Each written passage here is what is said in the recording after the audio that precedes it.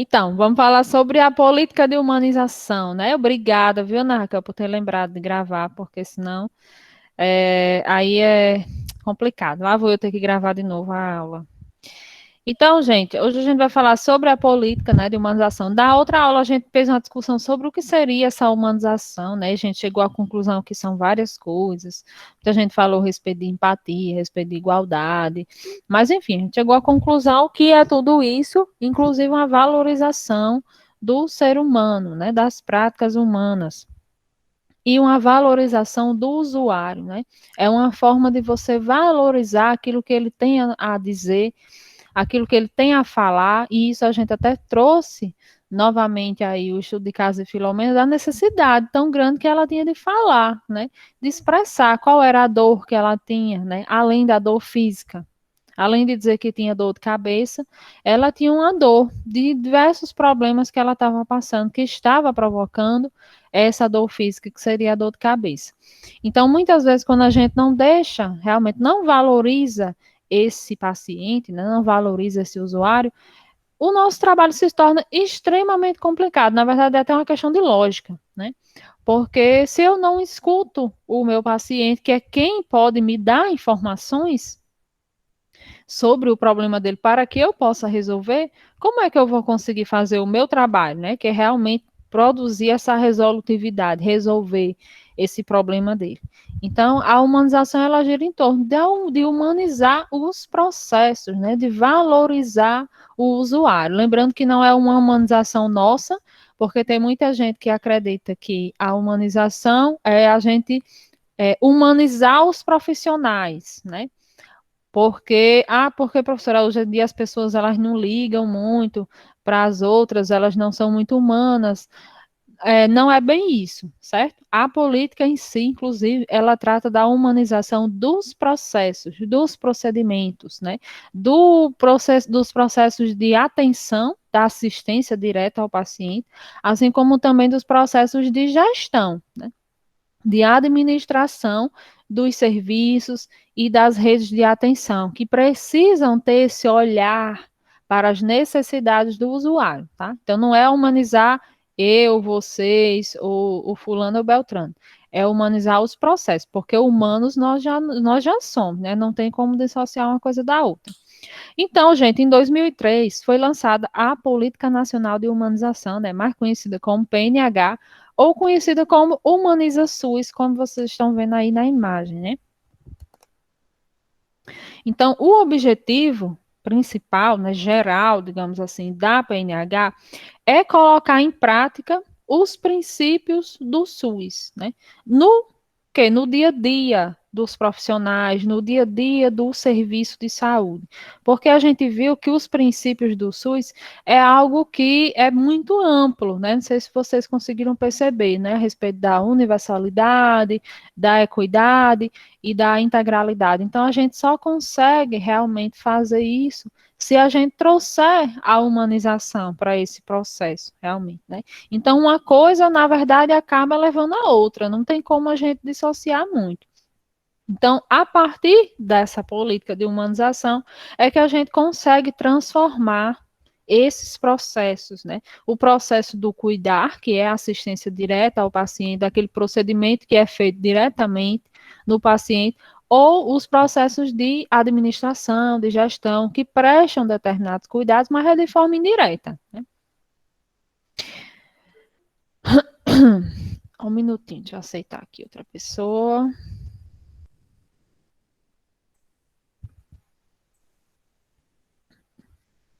Então, a Política Nacional de Humanização, eu falei que ela é de 2003, né? E se vocês forem prestar atenção, a Lei 8080 é de 90, né?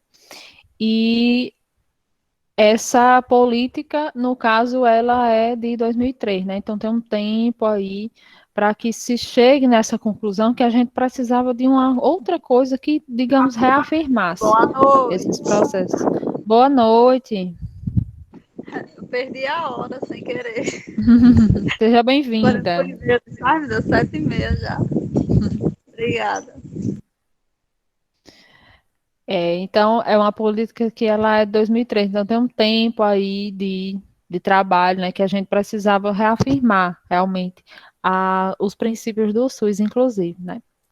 Então, busca pôr em prática os princípios do SUS no cotidiano dos serviços de saúde, produzindo mudanças nos modos de gerir e de cuidar.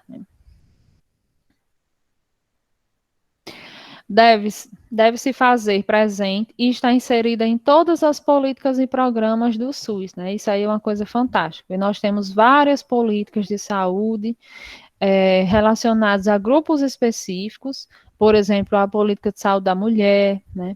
A política de saúde do homem, da criança, do adolescente, enfim, ou políticas que abrangem a coletividade, né? Por exemplo, a política da atenção básica. Ela é uma política que vem a atingir a todos, na verdade, que utilizam a atenção básica, que no caso são todos, né? Todas as pessoas, na verdade. Então, essa política, ela vem afirmar, né, e ela vem trazer diretrizes, porque não fica só no falatório, né, traz também de que forma nós podemos fazer isso, traz o método, como é que a gente vai trabalhar, traz os princípios, então, é algo que nos dá uma direção, na verdade, nos dá um norte de como é que a gente vai conseguir realmente colocar em prática esses princípios. Então, promove a comunicação entre estes três grupos, que podem provocar uma série de debates em direção e mudanças que proporcionem melhor forma de cuidar e novas formas de organizar o trabalho, né? Então, na verdade, essas três grupos que a gente fala é justamente as três esferas de governo, né? Que é a estadual, municipal e federal, que a gente falou também que era uma forma de quebrar essas relações de poder, as relações entre essas esferas, essas relações de poder que existem entre profissional, profissional gestão, profissional usuário, usuário gestão, enfim, quebrar esses muros, né, que existem, que foram colocados a partir da história, né, foi colocado antigamente que o profissional ele era totalmente o detentor do conhecimento e que o paciente ele teria que apenas ficar calado, né, e balançar a cabeça de que estava tudo certo, mas na verdade não é mais assim. Humanizar o SUS requer estratégias que são construídas entre trabalhadores, usuários e gestores do serviço de saúde. Então, são as pessoas que fazem parte, na verdade, do serviço de saúde. Os trabalhadores, eles estão diretamente ligados às necessidades que eles têm para trabalhar, às necessidades que os usuários têm, né? E eu preciso dessa relação entre esses três para que as dificuldades elas possam ser colocadas em pauta e elas possam ser superadas.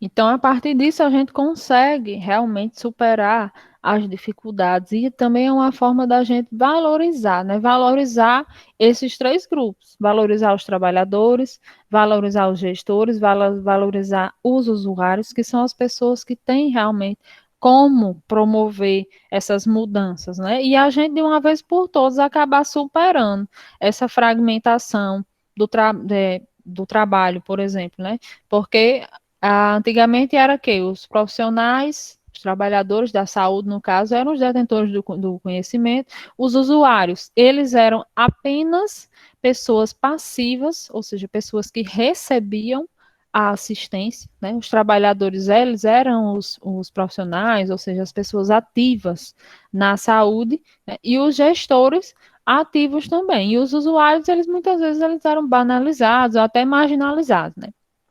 Foi o que aconteceu com Filomena, foi o que aconteceu naquele vídeo que a gente assistiu, né? Que no caso do vídeo, os profissionais, eles estão aí, no caso, brigando entre si, é uma briga de poder, na verdade, entre eles, para ver quem é que tem razão, no caso, né? Sem eles realmente ouvir aquilo que o paciente ele tem a dizer, né? Porque, na verdade, eles não estavam ouvindo, a venda nos olhos significa o fato deles não enxergarem aquilo que está na frente deles, que é o paciente, aquilo que ele tem para mostrar de dificuldade, para que eles consigam ajudar e a resolver.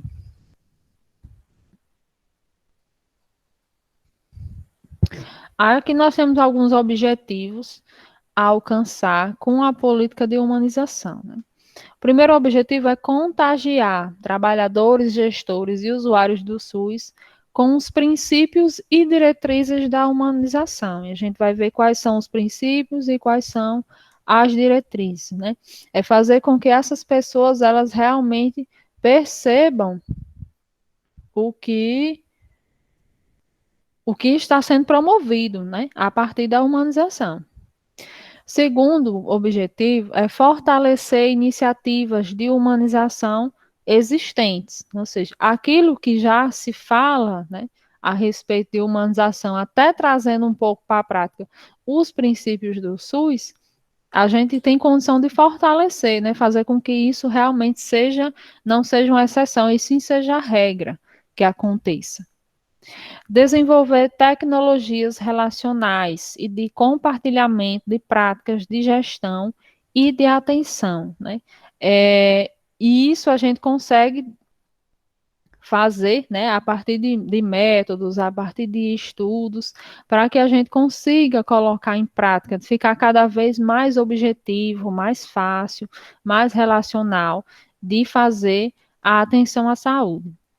Aprimorar, ofertar e divulgar estratégias e metodologias de apoio a mudanças sustentáveis dos modelos de atenção e gestão.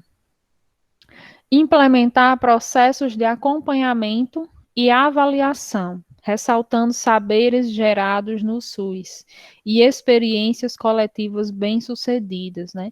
Momentos de encontro entre essas pessoas, entre esses atores que fazem o SUS. Quem são os atores? Os trabalhadores, os gestores e os usuários, sim, né? Porque eles não são meras pessoas passivas, elas têm que fazer parte do processo, né? A gente não pode lidar com essas pessoas como apenas pessoas que a gente serve, né? Ou então pessoas que se beneficiam, que é o que muitas vezes a gente vê no rosto, inclusive, dos funcionários, né? Dos profissionais de saúde, é esse, essa forma de pensar, na verdade, como se o usuário ele tivesse ali para ser servido, né? Ou então, o que é pior, a pessoa que está ali como se fosse só para atrapalhar.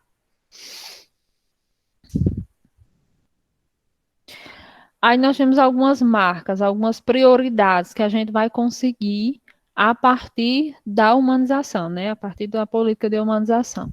Primeiro, a redução de filas e do tempo de espera, com ampliação do acesso. Porque, gente, se eu tenho humanização, se eu tenho valorização dos usuários, se eu tenho uma escuta, se eu tenho um acolhimento, então eu consigo ter mais resolutividade, né?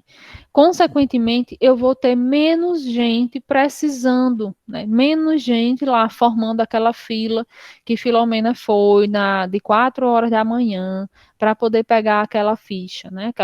Aquelas 12 fichas, que no caso ela pegou, acho que foi a 11ª. Então, se eu consigo fazer isso, eu consigo reduzir a fila, né? Eu consigo reduzir o número de pessoas que precisam no momento crítico do processo de saúde e doença.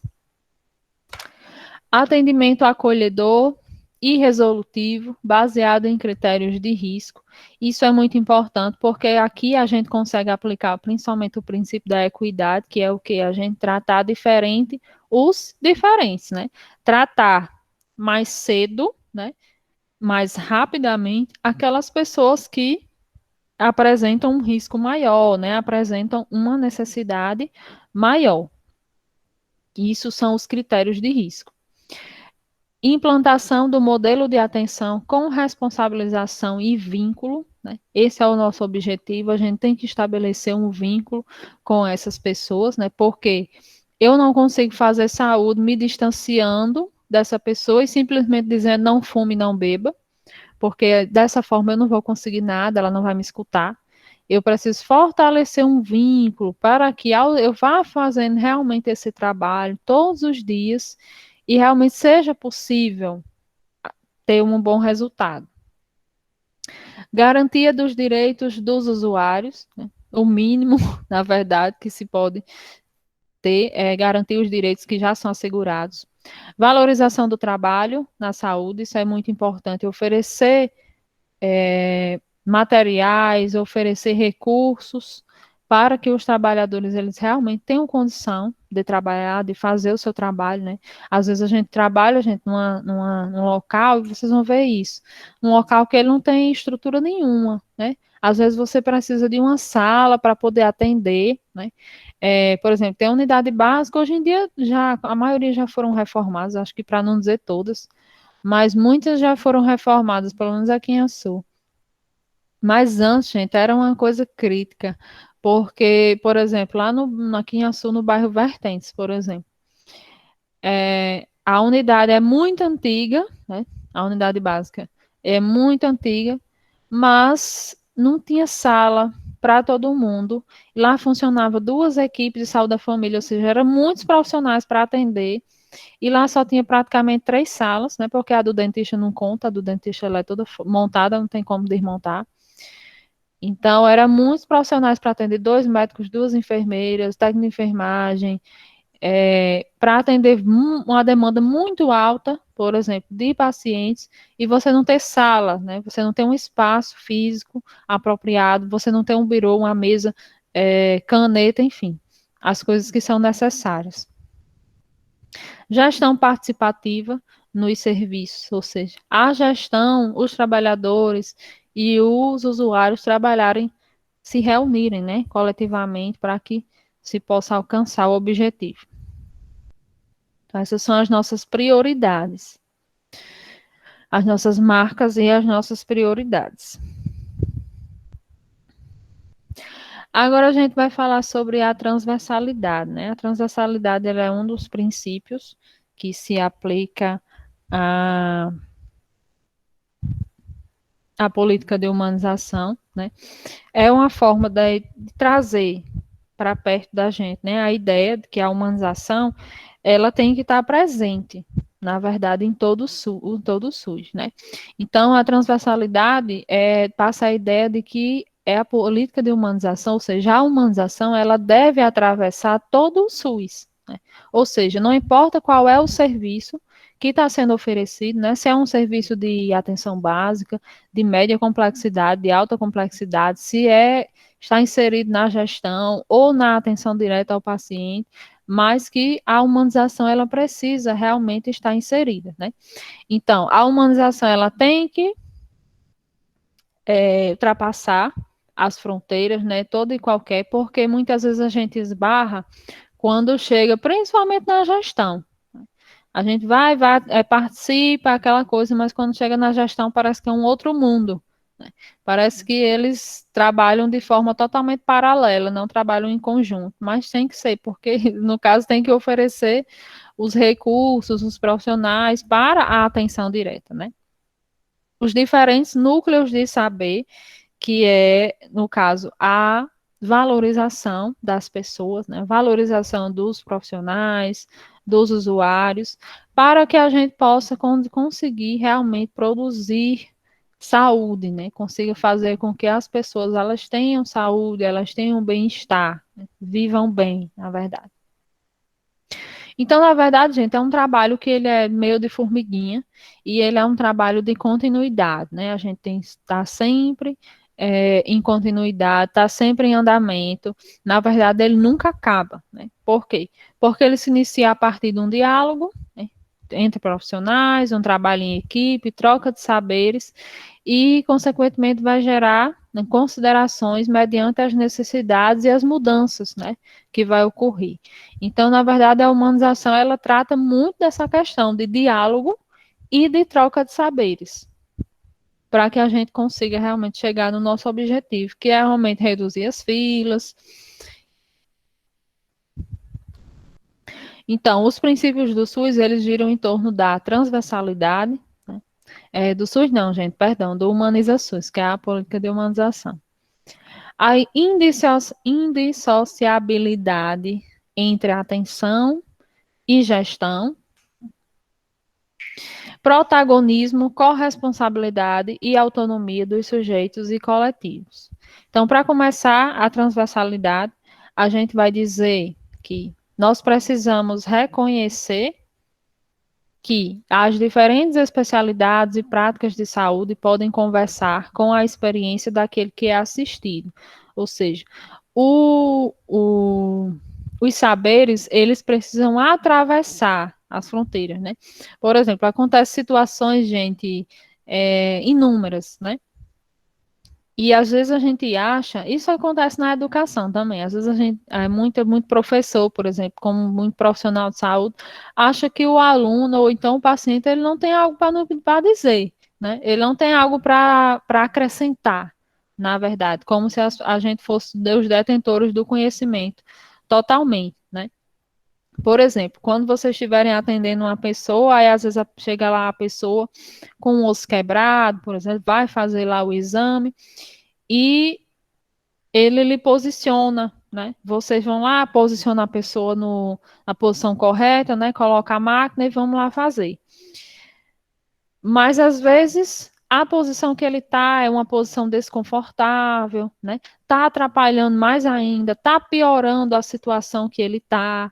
Então, o que é que acontece? O que é que acontecia antigamente?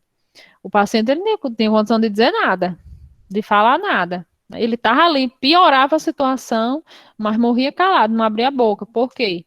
Porque o profissional foi quem disse, né?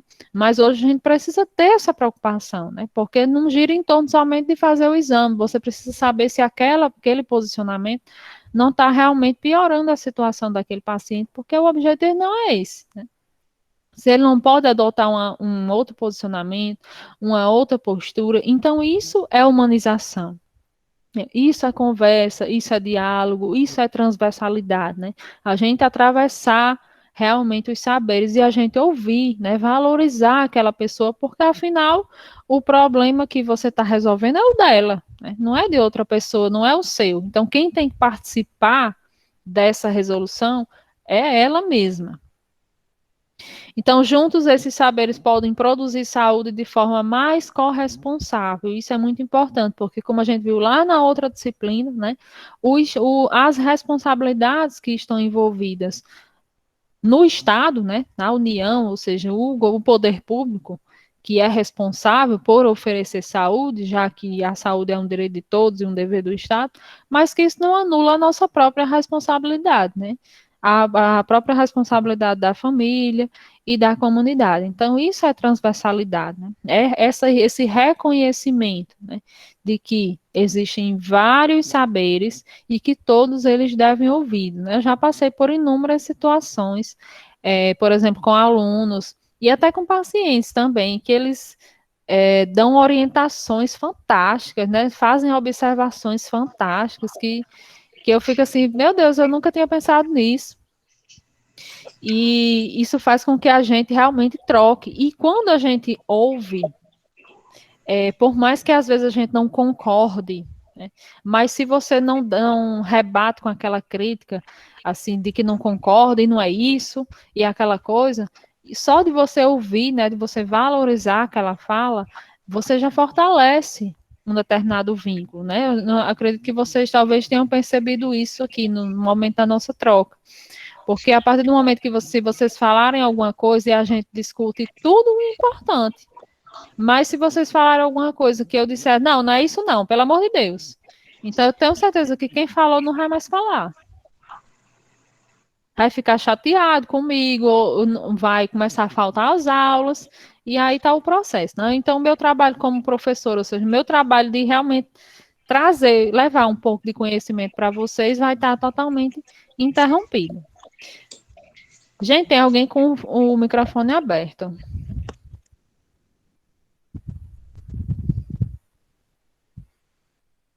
Já fechou? Já, desculpa, era eu, é porque eu estava mencionando. Você estava assistindo pelo celular, é? Eu estou assistindo pelo celular, só que eu recebi agora com a notícia que eu estava esperando. Aí eu me desliguei um pouquinho Daqui Ah, daí eu fui ver, porque era de um paciente que estava esperando resultado. Aí eu esqueci o microfone aberto. sim, sim, entendi, entendi. É porque, às vezes, como no computador, tudo é muito assim de você clicar, mas no celular, qualquer coisinha que a gente faça, né? Já as coisas se atrapalham Pois um é, pouco. pois é. Mas desculpa, desliguei já. Não, tranquilo, tá tranquilo.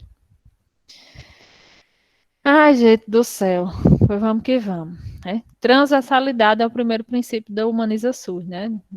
Da política de humanização. Outra coisa é a indissociabilidade entre atenção e gestão, ou seja, a gente não pode separar a atenção, ou seja, a assistência direta ao paciente, os profissionais que estão lá na ponta da agulha, que no caso são aqueles que prestam a assistência, da gestão, ou seja, daqueles profissionais que trabalham na administração daquele serviço, daquela unidade ou daquele município, daquele estado, por exemplo. Então, infelizmente, não dá para separar, porque, querendo ou não, a gestão ela é um tipo de atenção ao paciente de forma indireta, né? Presta assistência, presta esse atendimento, só que não diretamente, né? Não fisicamente, não pega realmente no paciente, mas oferece todos os recursos para isso. Então, as decisões da gestão, eles interferem diretamente na atenção à saúde. Por exemplo, se eu decidir que. E a gente sente isso, né? Porque a partir do momento que se decide, por exemplo, que não vai ter unidade básica naquele bairro, por exemplo, não vai ter um tomógrafo, por exemplo, no hospital daqui de Açu, né? Isso tem um impacto direto na população, né? E ao mesmo tempo as decisões boas, né, também têm um impacto direto, né, na assistência. Então, o usuário e sua família e sua rede sociofamiliar, né, que é a sua primeira socialização está dentro da família, devem também se corresponsabilizar pelo cuidado de si nos tratamentos, né? Aquele paciente, ele também é responsável pela atenção, né? Ou seja, a atenção que a gente oferece enquanto profissional também não anula a deles, né? Mas a gente também tem que entender que existe uma diferença aí de conhecimento, né? De conscientização, principalmente, porque uma coisa é você saber, outra coisa é você realmente se conscientizar. Mas, infelizmente, a conscientização, ela não é uma coisa que a gente consiga dar para as pessoas, né? Infelizmente, a gente não conscientiza outras pessoas, né? O que a gente pode fazer é levar informação, e a gente faz o que a gente chama de sensibilização, né? Que é quando você mostra todos os argumentos, né? Os artifícios, para que aquela pessoa ela assuma uma determinada postura. Por exemplo, se eu digo para ela que não fume, né? Que não beba, por exemplo, eu não tenho como conscientizar aquela pessoa que ela não pode beber, né? Ela é quem tem que se conscientizar. Mas o que eu posso fazer é dizer o quanto o álcool faz mal, principalmente para a situação de saúde que ela vive, enfim, o álcool, o fumo, seja lá o que for. Então, o que eu posso fazer é uma sensibilização, ou seja, eu dou toda a orientação necessária e me utilizo de estratégias para que ela compreenda, né, e que ela se conscientize. Mas, na verdade, não é um trabalho que eu consiga realmente conscientizar, porque senão era muito fácil, né, minha gente? Era fácil demais. A gente conscientizava as pessoas que não podia fumar, por exemplo, e pronto, estava tudo ótimo. Ninguém tinha problema com cigarro, nem com pulmão, nem nada disso.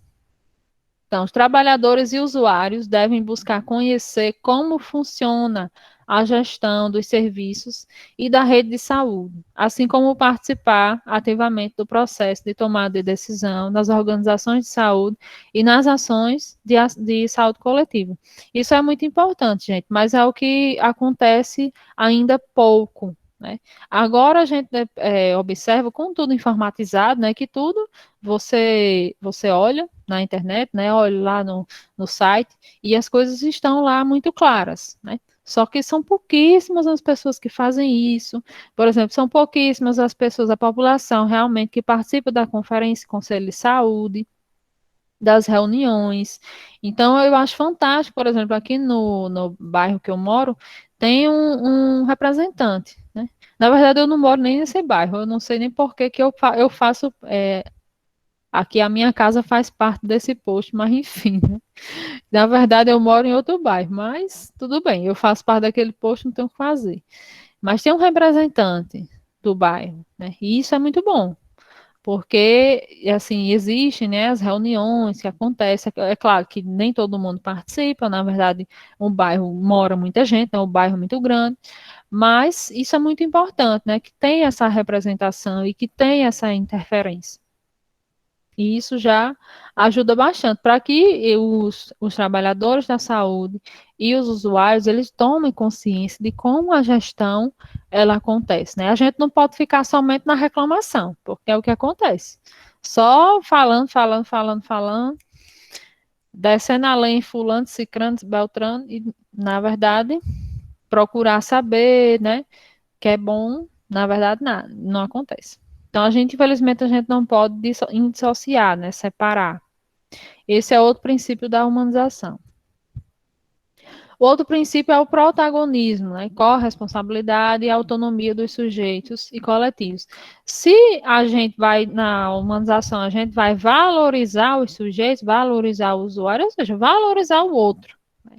Então a gente precisa fazer com que os usuários, né, eles não sejam apenas pacientes, né, não são somente pacientes.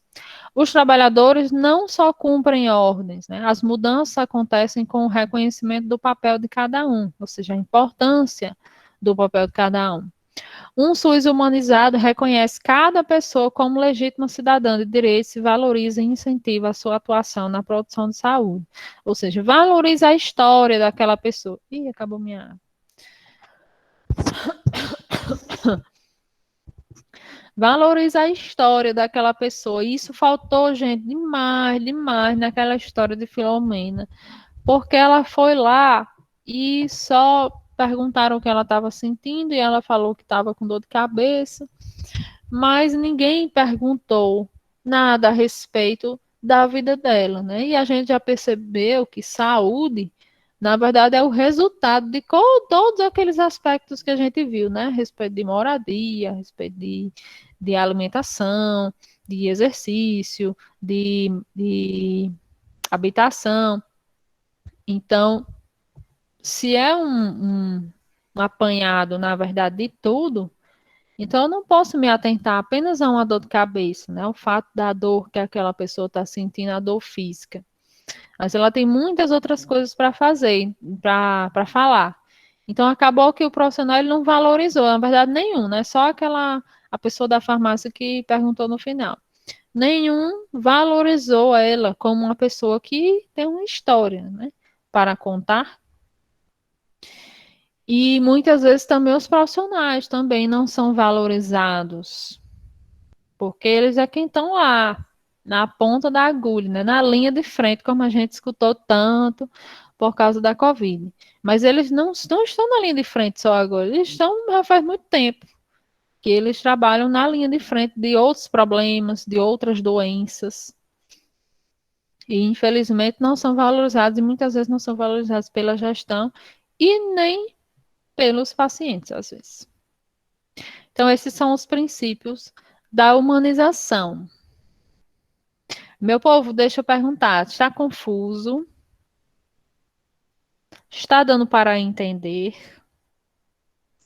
Tudo legal. Tudo bacana, né? Tudo suave na nave. Mais alguém? Tudo certo? Tudo certo, professor. Tá Tá, dando para tudo entender. certo. Que bom, gente. Porque assim, é algo que não é muito palpável a gente falar de humanização. Palpável que eu digo assim, isso é isso e acabou. Conceito é esse.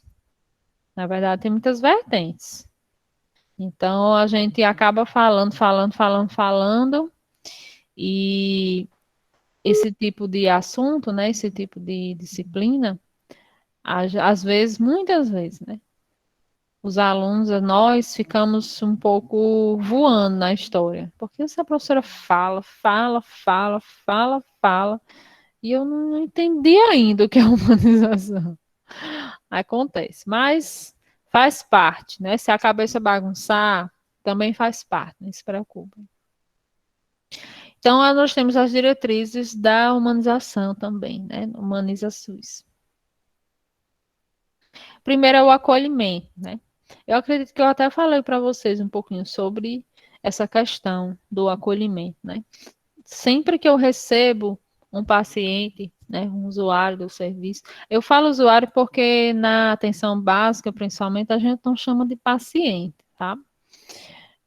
Porque geralmente não são pessoas doentes, a gente chama usuários do serviço, né? Pessoas que se utilizam do serviço, que na verdade somos todos nós.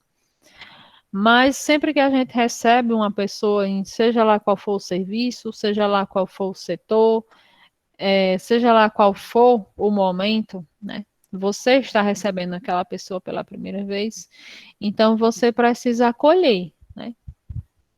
Quando você acolhe, você busca conhecer o que é o problema que aquela pessoa tem, né? Qual que é o problema que ela está enfrentando, né? Inclusive, a gente já escuta bastante falar sobre isso, principalmente no serviço de urgência e emergência, porque quando a gente vai lá, a gente passa pela enfermeira, que ela vai fazer o que a gente chama de acolhimento com classificação de risco. E às vezes a gente tem a percepção de que o acolhimento é só a enfermeira quem faz, né? Na verdade, ela faz a classificação, faz o acolhimento também, mas ela faz o que é da obrigação dela, no sentido de enfermagem, né, de enfermeira, é a classificação de risco ali naquele momento.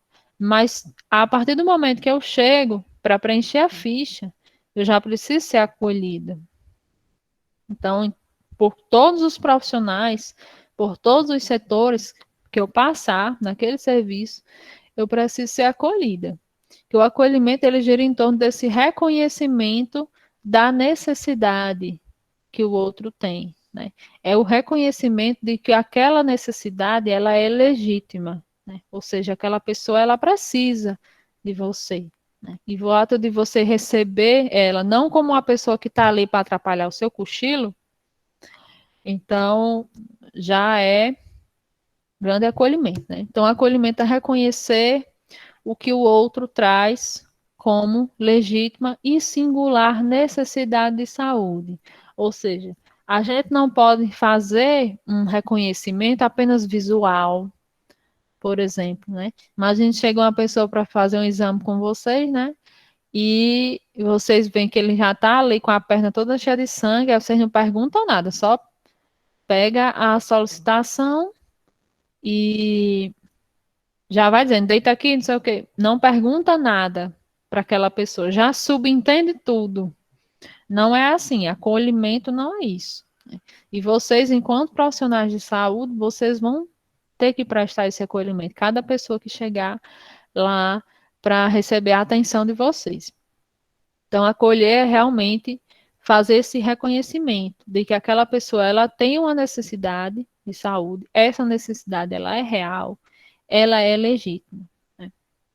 E ela é singular também, no sentido de que ela tem aquela necessidade e não gira em torno somente de uma perna quebrada, né? São outras coisas envolvidas. Às vezes é uma pessoa que está chorando muito, por exemplo, e às vezes você não consegue compreender o porquê que ela chora tanto, né? Por exemplo.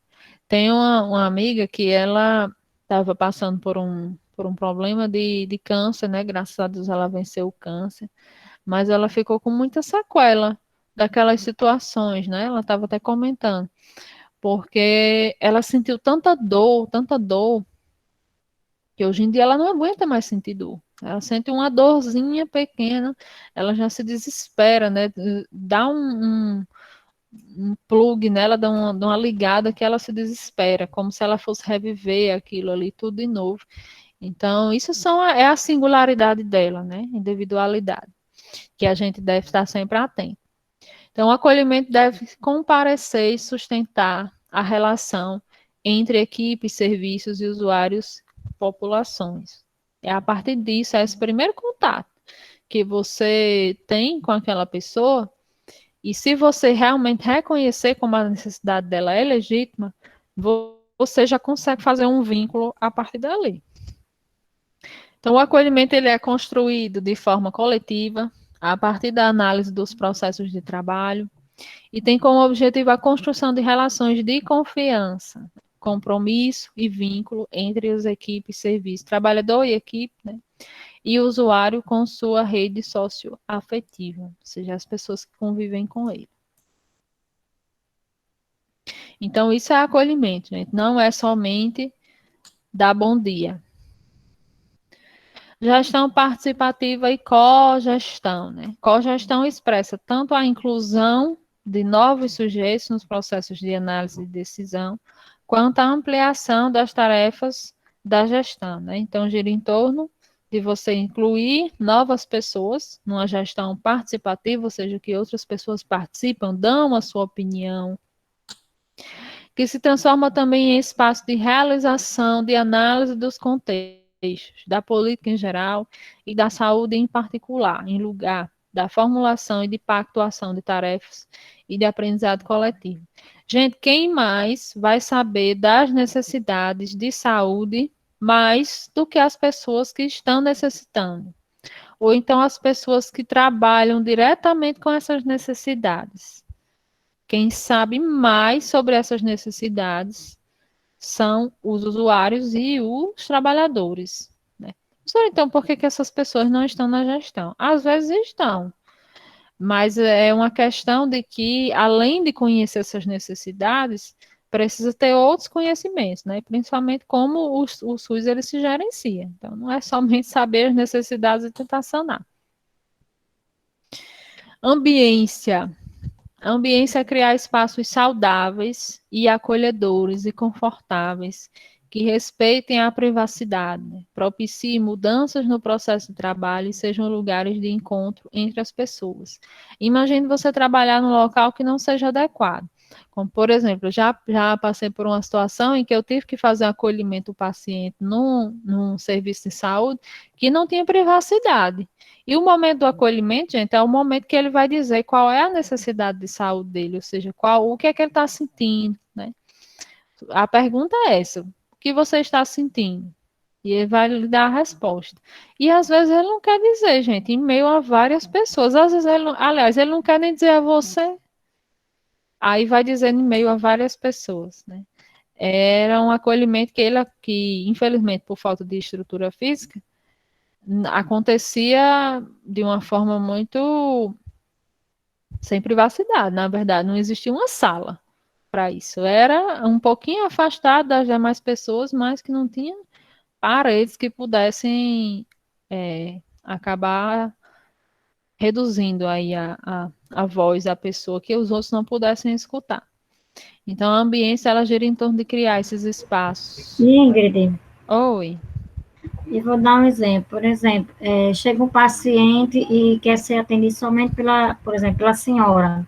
Aí, nesse caso, é uma forma de ele sentir mais afinidade com a senhora, mais segurança. É isso. Isso. Isso aí também faz também com que a pessoa, por exemplo, a maneira que a senhora foi, como é que tratou aquela pessoa, entendeu? A forma que a senhora foi humana com aquela pessoa. Isso, tenho certeza que ela não vai querer ser tratada por uma pessoa, não vai pedir para ser tratada por uma pessoa que lhe tratou ela mal, né? Tratou mal, que não deu atenção ao problema dela. E é muitas vezes isso que acontece, né? A gente, às vezes, os profissionais, eles não legitimizam, ou seja, não dá como verdade o problema que aquela pessoa está passando. Às vezes sempre não, perdão, vê assim como uma coisa, não, é só uma dor de cabeça, vou passar aqui um remédio para dor e pronto. Vixe, veio de novo com a dor de cabeça. Fazer um exame aqui, né, só para para descartar, enfim. E muitas vezes é um problema sério, né? Às vezes é uma doença física séria, ou então pode ser algo como aconteceu com Filomena, né? Um conjunto de fatores que fez com que ela ficasse daquele jeito, né? Digamos assim. Mas é verdade, Ingrid. Quando começou a pandemia, parece assim meia loucura, né, da minha parte, mas não é. Eu tenho muito problema de rinite e de sinusite, e todo dia eu achava que eu estava com Covid, né? Porque você vê o mundo inteiro com Covid e você não está intacta, não está imune. Uhum, Quando você vai com o médico, ele vai dizer assim, de novo, Raquel? Eu dizer, de novo. E aí, toda segunda-feira eu ia para ele e dizia, doutor, eu estou com Covid e eu quero fazer um teste. A maioria desses testes que tem que de açúcar descartado é meu. Pelo menos 1.500 foi eu que fiz. ah, Toda segunda-feira eu fiz o teste. Aí teve um dia que ele levou ele disse assim, Raquel, se você chegar aqui para mim dizer que tá doente, você vai morrer. Porque eu nunca sei quando é que você tá doente ou quando é que você tá brincando. Porque eu acho que você vai pegar por brincadeira. Ele disse uhum, a mim, né? Não era. Eu ia porque houve uma necessidade de ir. E quando ele não resolveu o meu problema, tá, ele resolveu, nunca mais eu fui para ele. hum. Nunca mais eu estou vivendo maravilhosa, mas enquanto ele não resolveu, eu estava lá todos os dias. E como foi que ele resolveu? Passou um remédio para mim fazer, para mim tomar, quer dizer, para mim fazer, ó. E biótico para mim tomar 8 dias e passou um remédio quando eu tô com uma crise muito forte. Aí Hum, eu tomo, mas eu evito tomar ele porque ele dá muito sono. sei. Mas depois que eu tomei esse antibiótico, eu fiquei legalzinha, fiquei de boa, não deu mais não. Até agora Sei. não. Mas aí que, graças a Deus que ele resolveu. Pois é. Então, quando ele conseguiu identificar o que era o seu problema, né? Porque se ele ficar só nesse negócio solicitando exame e depois dando negativo, e depois ele talvez se recusasse a solicitar, digamos, o exame, você continuava com o mesmo problema. Exatamente, eu já entrava na sala dele, antes de entrar eu já dizia para o enfermeiro, olha, não chegue perto de mim não, porque eu acho que eu tô com Covid, deixa eu falar como é que... Aí, pega e teste, dá negativo. Pega e teste, dá negativo. Aí, só suave, pra você ter uma ideia, eu fiz suave um monte de vezes. Hã, Porque toda segunda-feira eu achava que eu estava com. Eu juntava a semana toda, porque eu via muito. Às vezes eu ia na UPA e via muita gente internado. Uma vez eu trabalhava na dengue e eu passei na casa de uma mulher e ela estava com falta de ar e ela estava sozinha. sim. Eu pressionei tanto aquilo na minha cabeça que eu disse: pronto, se eu tiver com Covid, eu vou ficar com Covid e vou morrer. Antes disso acontecer, eu vou me cuidar e pronto. Se eu desse um espinho, minha filha, pega e teste Covid. Eita, Pô, mas legal. foi Já criei até. mesmo.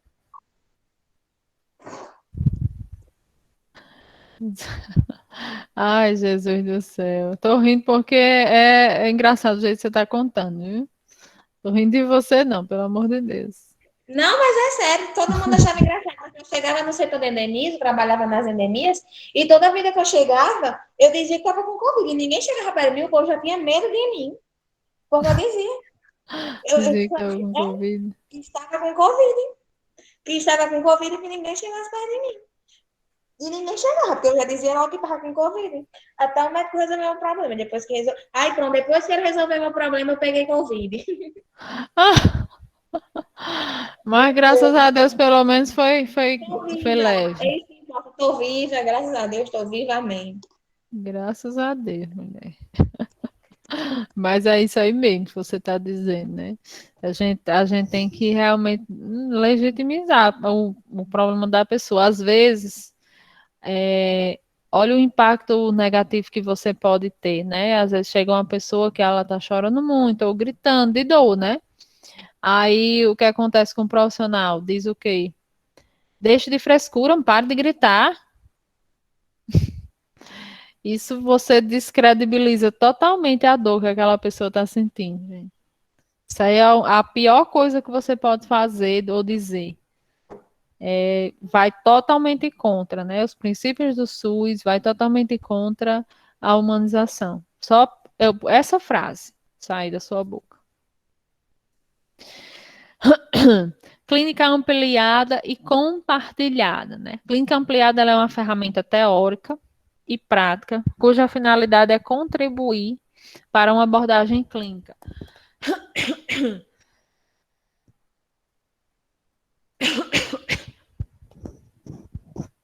Do adoecimento e do sofrimento, que considere a singularidade do sujeito e a complexidade do processo de saúde e doença. Permite o enfrentamento da fragmentação do conhecimento e das ações de saúde e seus respectivos danos e ineficácia. Então, a clínica ampliada e compartilhada, né, quando a gente faz clínica, né, quando a gente atende aquela pessoa, né, e você observa o aspecto clínico, né, ou seja, os sintomas que aquela pessoa apresenta, né. A partir daqueles sintomas, o profissional vai chegar num diagnóstico, né.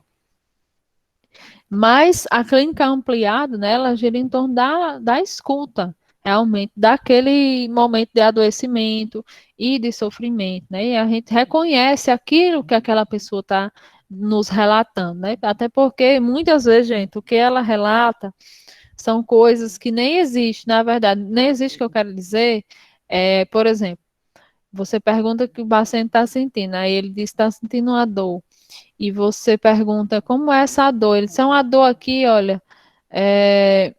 Aí ele começa a falar na língua dele, né? Que no caso é uma dor, umas fisgadas lá no espinhaço. Aí você tem que compreender aquilo, né? Aquela forma que ele está relatando. E a partir daquilo você vai fazendo outras perguntas para você ir realmente conseguindo entender, né? Aquilo que ele está querendo lhe relatar. Valorização do trabalhador, né? É importante dar visibilidade à experiência dos trabalhadores e incluí-los na tomada de decisão por parte da gestão, né? Apostando na sua capacidade de analisar, definir e qualificar os processos de trabalho, né? Que são eles que estão lá diretamente, então são eles que têm condição de dar um relato real, né, do que acontece de fato. Porque quem não está lá todos os dias, gente, não sabe, nem tem como saber. Quem sabe é quem está todos os dias.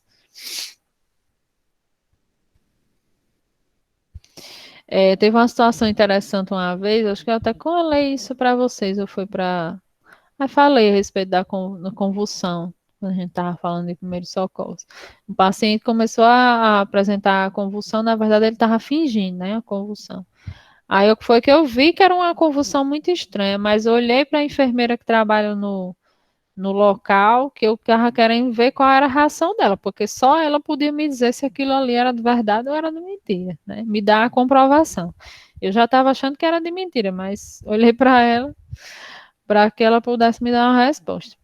Então, defesa dos direitos dos usuários. Né? Os usuários de saúde podem possuir direitos garantidos por lei. E o primeiro é o que a saúde é um direito de todos, dever do Estado. Né?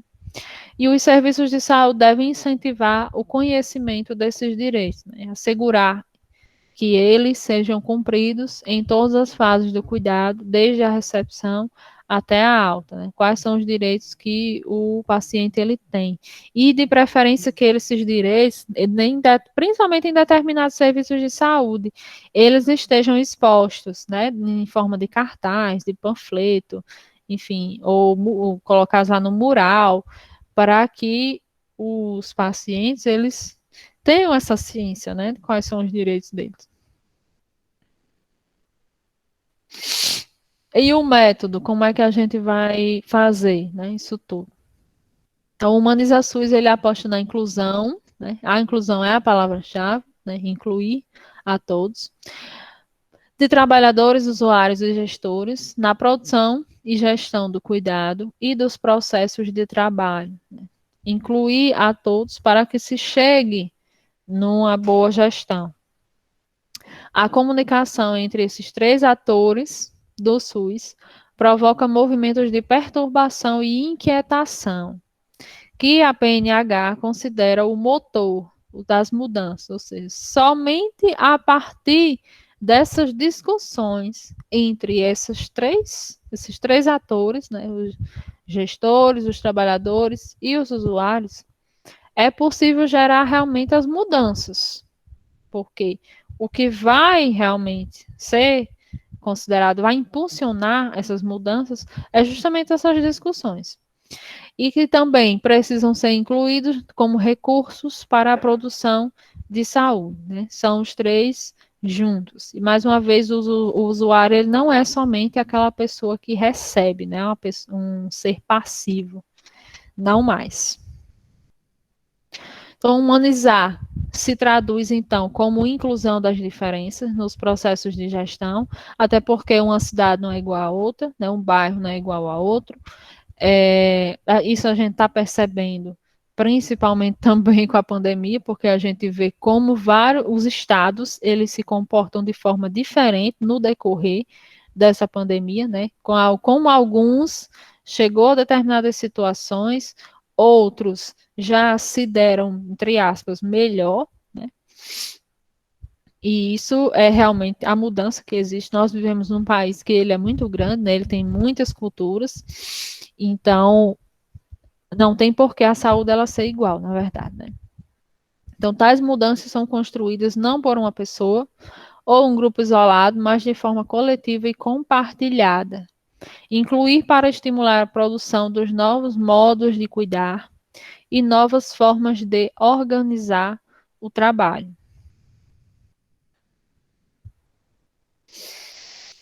Outro método, as rodas de conversa, o incentivo às redes e movimentos sociais, né, as redes de atenção, que é a interligação entre os serviços, né, e a atenção que ela é continuada, ou seja, a gente está num serviço e a gente pode ser encaminhado para outro, e que esses serviços eles conversem, né, por exemplo, uma pessoa que está lá no hospital, no hospital regional, por exemplo, daqui, ele tenha contato com outro hospital que tenha uma vaga para aquele paciente, por exemplo, aquele hospital que tem uma ala especializada, por exemplo, que faz procedimento cardíaco, procedimento neurológico, e aquele paciente precisa e aqui eu não tenho, então eu vou encaminhá-lo para esse outro. Então, isso é assim que funcionam as redes, né? Os serviços, eles estão interligados. E os movimentos sociais e a gestão dos conflitos gerados pela inclusão das diferenças são ferramentas experimentadas nos serviços de saúde a partir das orientações da Política Nacional de Humanização, a PNH. Incluir os trabalhadores na gestão é fundamental para que eles, no dia a dia, reinventem seus processos de trabalho. Ou seja, de que forma a gente pode reorganizar, né? A gente muitas vezes se aborrece com algumas coisas algumas burocracias, digamos assim, que acho que não é nem essa palavra, na verdade. Alguns cronogramas, né, algumas formas que os serviços de saúde, eles se orientam, né? Mas, na verdade, gente, isso aí é uma forma da gente organizar o serviço de saúde, porque, na verdade, senão vira bagunça, né? Por exemplo, na atenção básica, as pessoas se aborrecem muito com o cronograma que tem, né? Por exemplo, segunda-feira, de manhã vai ser feito isso, de tarde vai ser feito aquilo. Aí a pessoa quer ir no dia que dá certo, no caso, para ela, mas se a gente não realmente organizar, né, o cronograma é uma forma de organizar. Se a gente não organizar, vira bagunça, na verdade. Então, não é uma forma de fazer atrapalhar, é, na verdade, uma forma de ajudar. Mas essa conversa com os usuários do serviço é muito boa, porque eles podem dar sugestões, né, de como melhorar. Então, é possível reinventar seus processos de trabalho e sejam agentes ativos nas mudanças, não apenas pessoas que apenas recebem a atenção, ou seja, o serviço. Incluir usuários e suas redes sociofamiliares nos processos de cuidado é um poderoso recurso para a ampliação da corresponsabilização no cuidado de si, né? Às vezes, gente, a gente pede uma coisa para a pessoa, ou então a gente acaba descartando aquele acompanhante, por exemplo, que está ali com aquele paciente, você pode pedir para ele te ajudar. Não, você acaba dispensando aquela pessoa como se ela não fosse capaz, né? Mas, na verdade, ela tem toda a condição de ajudar. E os dispositivos, né? O que é que a gente pode usar para conseguir alcançar? O acolhimento com classificação de risco, isso aí a gente já consegue ver, principalmente nos serviços de urgência e emergência. Equipes de referência e apoio, de apoio matricial. Projeto terapêutico singular e projeto de saúde coletiva. Projetos de construção coletiva da ambiência, para construir ambientes propícios. Sistemas de escuta qualificada para usuários e trabalhadores da saúde, gerência de porta aberta, ouvidorias, grupos focais e pesquisas de satisfação. Conseguir ouvir essas pessoas, né? Já que eu falei tanto que a gente tem que ouvir, que a gente tem que dialogar, então como é que a gente vai conseguir ouvir? A partir desses serviços. Projeto acolhendo os familiares, rede social participante, visita aberta, direito de acompanhante e envolvimento no projeto terapêutico, programa de formação em saúde e trabalho e comunidade ampliada de pesquisa, programas de qualidade de vida e saúde para os trabalhadores da saúde, grupo de trabalho e de humanização dentro do próprio serviço. E fim. Então, gente, essa é a política de humanização que a gente vinha falando, na verdade, sobre a humanização em si, né? Mas essa é a política, então já se vinha a necessidade de algo que pudesse reafirmar. E não é somente algo teórico, é algo que dá realmente instrumentos e condições, né? Orientação para como isso pode ser feito, porque na verdade os princípios eles trazem uma ordem, mas eles não dizem de que forma isso vai ser feito.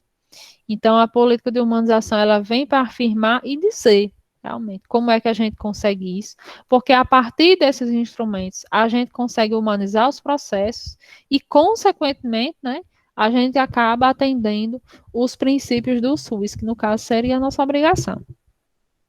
Mas, se a gente não sabia ainda como fazer isso, então, eu apresento para vocês esse instrumento, né? Na verdade, não é algo somente solto, não é algo somente teórico, ele é um instrumento para que a gente consiga alcançar a humanização de fato, né? E os princípios do SUS, que era o que a gente queria. Tirar aqui.